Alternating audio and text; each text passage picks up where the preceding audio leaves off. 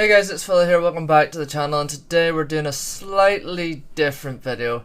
I meant to put a video up on Friday about my predictions for the Elimination Chamber, but I didn't realise the dates. I didn't realise when I was filming my videos for that week that it was going to be the weekend. So we're going to do an overview a little bit later. So we're going to start off with the tag team match. First of all, I want to say I predicted every single result correctly, so pat on the back for me. Next year I'll go to the bookies and put money on it. Yeah, but the women's tag team match was pretty basic. It was pretty normal. It was nothing really to write home about. We knew the Kabuki Warriors were gonna come out on top. I have a feeling that the Kabuki Warriors are gonna lose to Dakota Kai and Bailey. I think that would be awesome. Bailey wanted the Kabuki Warriors to hold all the, Bailey wanted Damage Control to hold all the gold, so I think it would be funny if she won against Io Sky at WrestleMania and then her and Dakota Kai were to beat the Kabuki Warriors for the tag titles, and then they'd have the tag titles and the WWE Women's Championship. They would take all the gold from Damage Control. I think that would be a good story. It would be good karma. I doubt they'll get the Women's World Championship off of Rhea. I don't know who's going to do that, but we'll get to that in the later part of the video. So next up we have the Women's Royal Rumble. It was very good. It was very entertaining. I am very glad Becky Lynch won. Me and Becky Lynch come from the same island, not the same country, the same island. There's a difference. 2 countries, 1 island. Look it up. Oh god, what have I just started?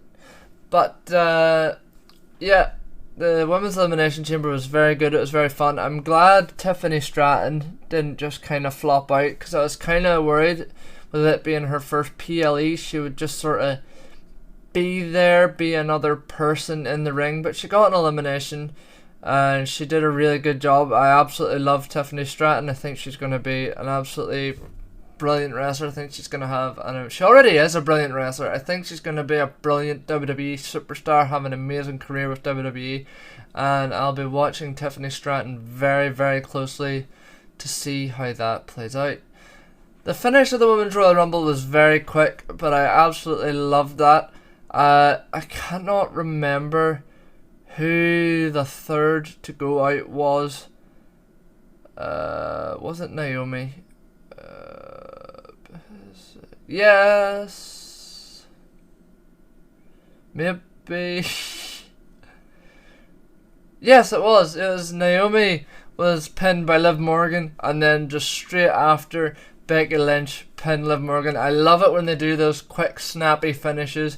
It was it's very entertaining to see a match like that. They did the same with the Women's Royal Rumble match, and I love it. Just the quick in, out.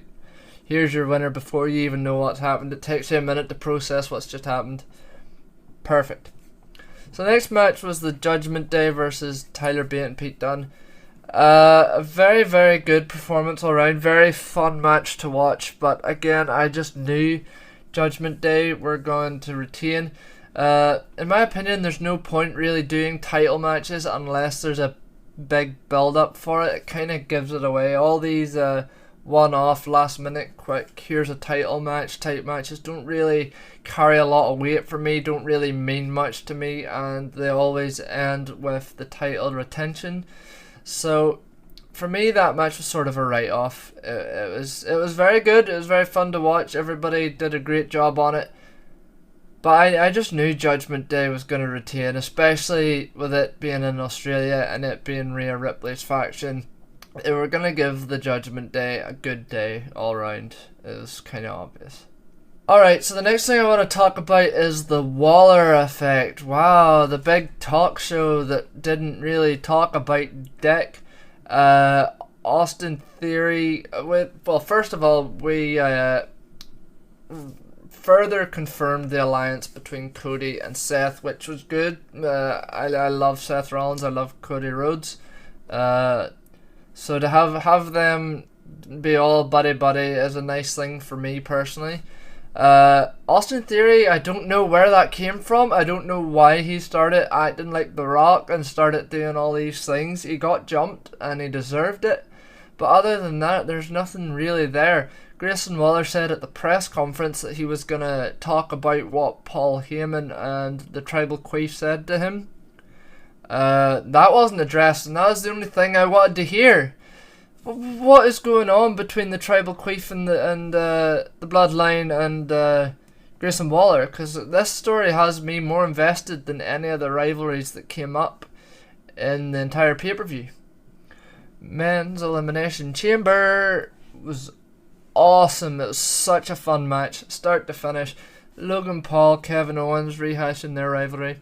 A lot of people said a rivalry would start between LA Knight, and what do you call him, dickhead with a title, Logan Paul. That didn't happen. I kind of expected it to happen as well, to be fair. It didn't, and I don't know why. Well, if it did, it was very subtle and I didn't notice it. But it did set up one hell of a rivalry with LA Knight and AJ Styles, and another rivalry with Logan Paul and Randy Orton.